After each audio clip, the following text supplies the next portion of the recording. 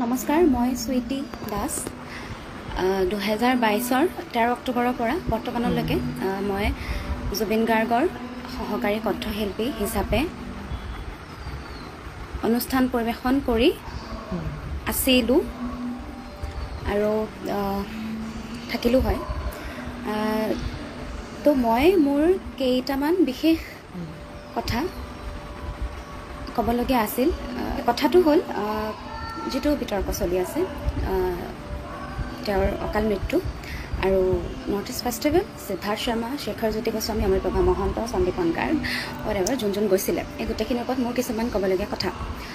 সিদ্ধাৰ্থ শৰ্মা অভদ্ৰ মানুহ, আমাৰ লগত অভদ্ৰামি কৰে। আই ডোণ্ট ন' চবৰ লগত অভদ্ৰামি কৰে নে নকৰে। ছোৱালীকেইজনীৰ লগত বিশেষকৈ বস্তু পেলনীয়া বস্তুৰ নিচিনা আমাক ট্ৰিট কৰে। মানে আমি হয়তো ৰাস্তাত পৰি থকা পাগল মানুহ এটাকো ইমান বেয়া ট্ৰিট নকৰোঁ। সিদ্ধাৰ্থ শৰ্মাৰ ট্ৰিটমেণ্ট আমাৰ প্ৰতি যেনেকুৱা, গতিকে সিদ্ধাৰ্থ বিৰাট অসভ্য অভদ্ৰ মানুহ। জুবিন গাৰ্গৰ বাহিৰে আৰু যিখিনি সময়ত গৰিমা শইকীয়া গাৰ্গ থাকে তেওঁৰ বাহিৰে ছোৱালীকেইজনীক কোনেও সন্মান নকৰে, ছোৱালীকেইজনীক কোনেও বেণ্ডৰ মানুহ বুলি নাভাবে। মেণ্টেলি বহুত অদৰকাৰী কথা কয়, মেণ্টেলি আমাক বহুতবাৰ টৰ্চাৰো কৰে। তো কথাটো হ'ল, যিহেতু বস্তুটো নৰ্থ ইষ্ট ফেষ্টিভেলৰ পৰা ষ্টাৰ্ট হৈছিলে, বিশেষকৈ শ্যামকানু মহন্তৰ পৰা ষ্টাৰ্ট হৈছে, গতিকে মই যিমানখিনি জানো সেইখিনিৰ পৰা আৰম্ভ কৰোঁ, যিমানখিনি জানো সেইখিনিতে শেষ কৰিম। কথাটো হ'ল, শ্যামকানু মহন্ত যিজন ব্যক্তি, সেইগৰাকীক মই নাজানো জুবিন গাৰ্গে মিছাও ক'ব পাৰে, সঁচাও ক'ব পাৰে, খঙত ক'ব পাৰে, খন্তেকীয়া খঙত, নাজানো। মই যিমানবাৰ তেওঁৰ মুখৰ পৰা শুনিছোঁ, হি হেটছ শ্যামকানু মহন্ত। তেওঁৰ এটাই কথা, তেওঁ আৰ্টিষ্টক শুহি খাই কাম কৰোৱাই পে'মেণ্ট নকৰে। নৰ্থ ইষ্টৰ আৰ্টিষ্টক প্লেটফৰ্ম দিয়াৰ নামত লুটি আছে, নিজে ইনকাম কৰি আছে। গতিকে হি হেটছ শ্যামকানু মহন্ত। আৰু আপোনালোকৰ হয়তো বেছি দিন হোৱা নাই, যিহেতু মনত আছে, যিহেতু কিছুদিন আগত ৰঙালী ফেষ্টিভেল হৈ গৈছিলে, তাত জুবিন গাৰ্গে কি কৰিছিলে আপোনালোকে জানে, আৰু সেই বস্তুটো চেক কৰিব, সেইটো আগতে গম পাওঁ। যেতিয়া আমাৰ দিনত চাউণ্ড চেক চলি আছিল, আমি চাউণ্ড চেক কৰিবলৈ গৈছিলোঁ, মই আৰু অমৃতপ্ৰভা মহন্ত। সেইটো টাইমতে আমি গম পাওঁ যে আজি যদি শ্ব'খন কিবা কাৰণে জুবিন গাৰ্গে কৰে, শ্ব'খন বিৰাটেই খেলি মেলি হ'ব। তাৰ আগত আমাক তেওঁ জনাইছিলে যে এইবাৰ শ্যামকানু মহন্তক দি আছোঁ, শিক্ষাটো দিব লাগিব তাক। গতিকে অভিয়াছলি কিবা এটা কৰিব বুলি জানিছিলোঁ। গতিকে তেওঁ খং উঠিলে তেওঁ মদ খাই ষ্টেজত উৎপাত কৰে, সেইটো কথা আমি জানো। সকলোৱে নাজানিলেও আমি বেণ্ডৰ মানুহখিনিয়ে জানো। গতিকে তেওঁ সেইটোৱে কৰিছিলে, গেটত গুৰ মাৰি থৈ গুচি আহিল। পিছত আকৌ গ'ল, বিকজ ৰৈ ৰৈ বিনালেৰ, মই যিমানখিনি জানো দেই,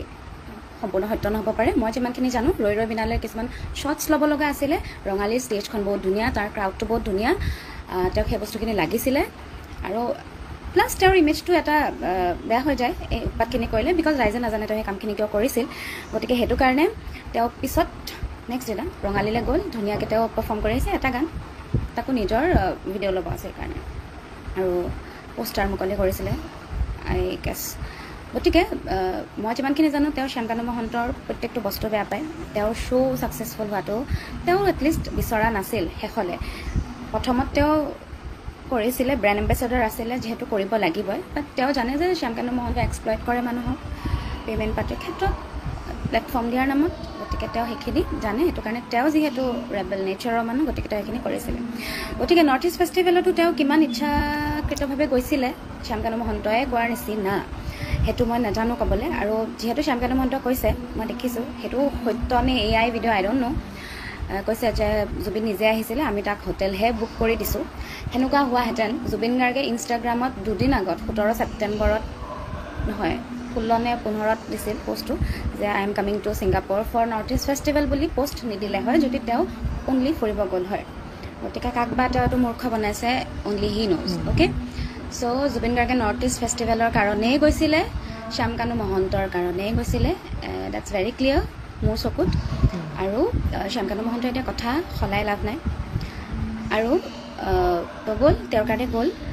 আৰু শ্যামকানু মহন্ত প্লাছ জুবিন গাৰ্গ মেনেজমেণ্টৰ আটাইতকৈ ডাঙৰ বিফলতা, জুবিন গাৰ্গ মেনেজমেণ্ট আগৰ পৰাই বিফল মেনেজমেণ্টৰ ক্ষেত্ৰত, মই নিজে শ্ব' কৰিছোঁ 3 বছৰ, মই জানো মেনেজমেণ্টৰ ফেইলিয়াৰ, বিকজ হি ক্লিয়াৰলি কয়, মই আকৌ জুবিন গাৰ্গক চিনি পাওঁ, তহঁতে আছ আই ডোণ্ট কেয়াৰ, নিজৰটো নিজে চাবি। জুবিন গাৰ্গ বেণ্ডত এটলিষ্ট আমাক জুবিন গাৰ্গে মেনেজ কৰিছিলে, সিদ্ধাৰ্থ শৰ্মাৰ তাত কোনো ভূমিকা নাছিলে। আৰু তো সিদ্ধাৰ্থ শৰ্মা মেনেজমেণ্টৰ ক্ষেত্ৰত আগৰ পৰাই বিফল মোৰ চকুত। মোৰ চকুত আমাৰ ছোৱালী প্ৰত্যেকজনী ছোৱালীৰ চকুত এটলিষ্ট মোৰ আৰু শতাব্দী বৰাৰ চকুত Siddhartha Sharma as a manager he is a failure okay so' মই বা কোনো মানুহ হ'লেও জুবিন গাৰ্গ এজন ইণ্টাৰনেশ্যনেল এটা ইণ্টাৰনেশ্যনেল জেগাত পাৰফৰ্ম কৰিবলৈ কৈছে তো মই খেয়াল ৰাখিলোঁ হয় যিহেতু তেওঁ বেমাৰী সুস্থ মানুহ এজনৰ মেডিকেল ছিকিউৰিটিৰ ক্ষেত্ৰততো খেয়াল ৰাখিলোৱে হয় কিন্তু জুবিন গাৰ্গ যিহেতু বেমাৰী মানুহ তেওঁৰ ক্ষেত্ৰত বেছিকৈ সেই বস্তুটো কৰিলোঁ হয় কিন্তু সিদ্ধাৰ্থ শৰ্মাৰ সেইটো মূৰত নেখেলালে হয়তো মেবি পইচা বেছিকৈ যাব তেওঁৰ আৰু শ্যামকান্ত মহন্তৰ হয়তো হেডেক বেছি হ'ব সেইটো কাৰণে ইমানখিনি নকৰিলে লাইটলি ল'লে গতিকে মানুহখিনি যিহেতু নমৰে আৰু এনেকৈয়ে বাচি থাকে এনেকৈ বাচি থাকিব বুলি ভাবি লৈ হয়তো নকৰিলে কামখিনি গতিকে দেখি পিনে যিমানখিনি অনুমান কৰিছোঁ দেখকৈ মেনেজমেণ্টৰ বিফলতা আৰু যিদিনাখনে পাৰফৰ্মেঞ্চ আছিলে তাৰ মানে এই ঘটনাটো ঘৰৰ আগদিনাখন শেখৰৰ ষ্টেটাছ হওক সিদ্ধাৰ্থ শৰ্মাৰ ষ্টেটাছ ষ্টৰি হওক দেখিছিলোঁ বিয়েৰৰ বটলৰ ফটো মদ খাই থকা পৰিৱেশ এটা ঠিক আছে তহঁতেও মানুহ হয় তহঁতি বাহিৰলৈ গৈছ এনজয় কৰিবলৈ গৈছ সেইটো কাৰণে 3 দিন আগত গৈছ কাৰণ বাকী আৰ্টিষ্টে 19 তাৰিখে গৈ পাইছে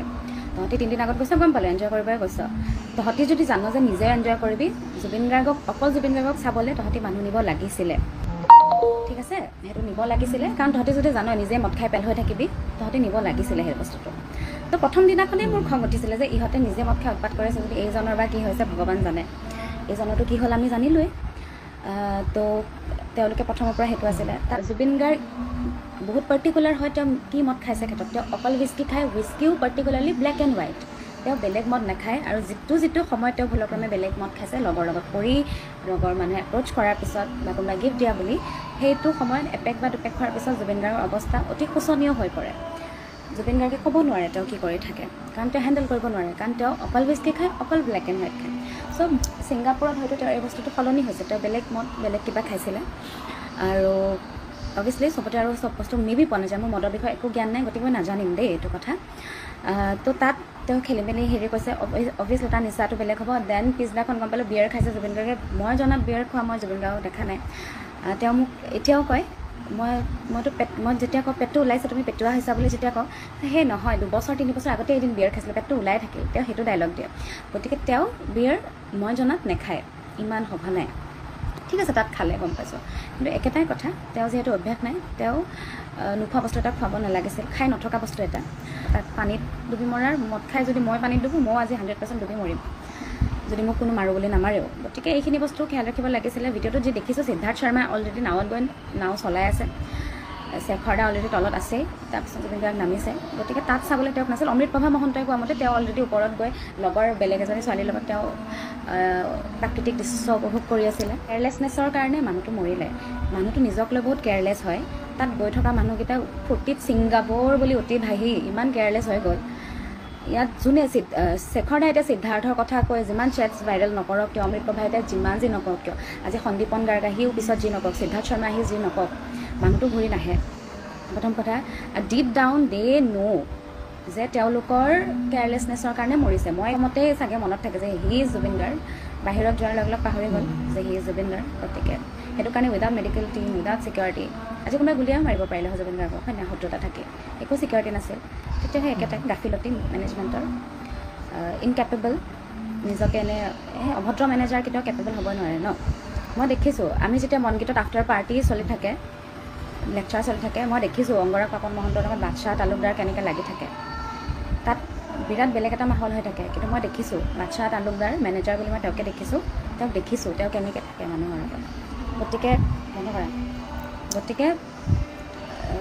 ইয়াততো সিদ্ধাৰ্থ শৰ্মাক দেখিলোঁ মেনেজাৰৰ নামত মেনেজমেণ্টৰ নামত কি কৰিছে গতিকে সেইটোৱে মোৰ ক'বলগীয়া এইটোৱে যে জুবিন গাৰ্গ অহংকাৰী নহয় সেই মানুহকেইটা বহুত অহংকাৰী পজেচিভ জুবিন গাৰ্গক লৈ পজেচিভনেছতে মৰিলে ভালপোৱা থাকিলে নিজক পাহৰি সেই মানুহটোৰ প্ৰতি কেয়াৰফুল হৈ থাকিল হয় ছিংগাপুৰ নহয় আজি তুমি য'ত লৈ যোৱা স্বৰ্গত লৈ যোৱা তুমি জুবিন গাৰ্গৰ কেয়াৰ ল'বলৈ গৈছা তুমি জুবিন গাৰ্গৰ কেয়াৰে ল'বা তুমি তাত মতলীয়া হৈ নাথাকা মই যিমান দূৰ জানো গতিকে যদি কাৰোবাৰ কেয়াৰলেছনেছত কোনোবা মৰিলে কিবা ধৰণৰ গোচৰ ৰুজু কৰিব পাৰি কিবা তদন্ত কৰিব পাৰি কিবা শাস্তি দিব পাৰি মই সেইখিনি হোৱাটো বিচাৰোঁ মই আগতেও কৈছোঁ মোৰ নেচাৰটোৱে হয় ষ্ট্ৰেইট ফৰৱাৰ্ডকৈ কথা কোৱা যাৰ কাৰণে বহুত মানুহে বহুত সময় মোক অভদ্ৰ বুলিও ভাবক মোৰ একো কথা নাই কিন্তু মই সদায় এই বস্তুটো আগৰ পৰাও কৈ আহিছিলোঁ এতিয়াও ক'ম আৰু যদি মই ঠিকে থাকোঁ আগলৈও ক'ম।